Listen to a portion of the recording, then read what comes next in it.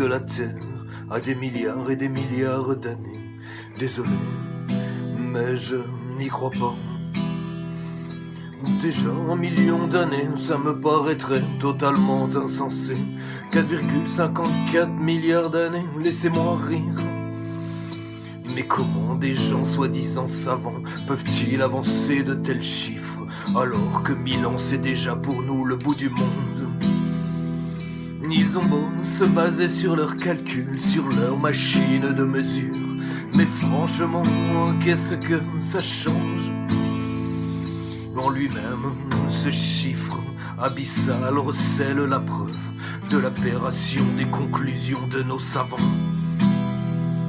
Il suffirait en effet qu'une hypothèse n'ait pas été envisagée pour que leurs certitudes volent en éclats.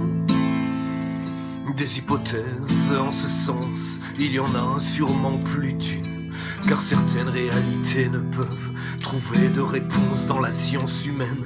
Imaginez qu'à l'origine, la Terre fut telle qu'elle est maintenant. Que ferons-nous alors de nos milliards d'années?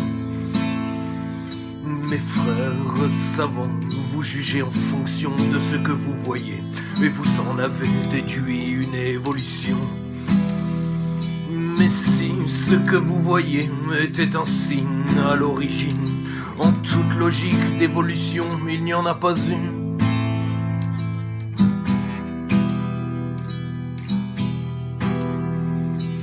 La science humaine, aussi impressionnante soit-elle, est bien trop chétive pour pouvoir expliquer des réalités qui ne peuvent être appréhendées qu'au-delà du cadre de tout ce qui est concret. Pauvres petits hommes qui ne veulent croire que ce qu'ils voient, ils consacrent des vies entières à se creuser les méninges pour arriver à des conclusions totalement abracadabrantes. Mais la réalité est tellement plus simple.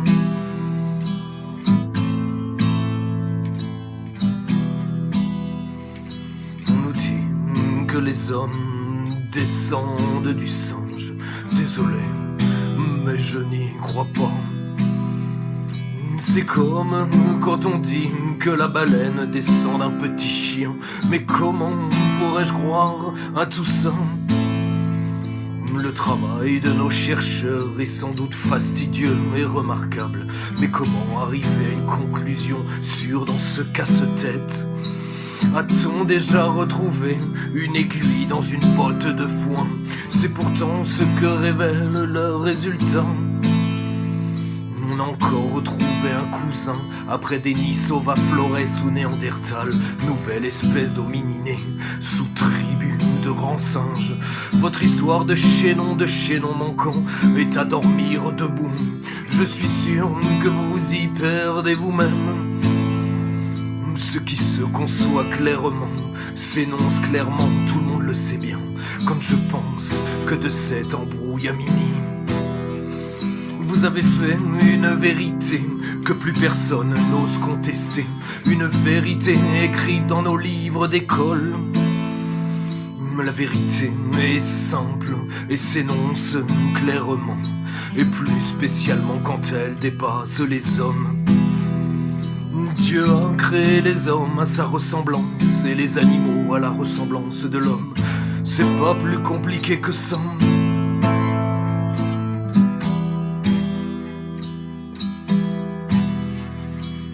La science humaine, aussi impressionnante soit-elle, est bien trop chétive pour pouvoir expliquer des réalités qui ne peuvent être appréhendées qu'au-delà du cadre de tout ce qui est concret.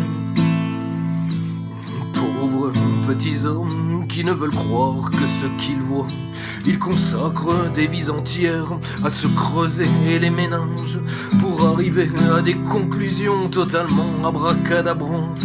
Mais la réalité est tellement plus simple.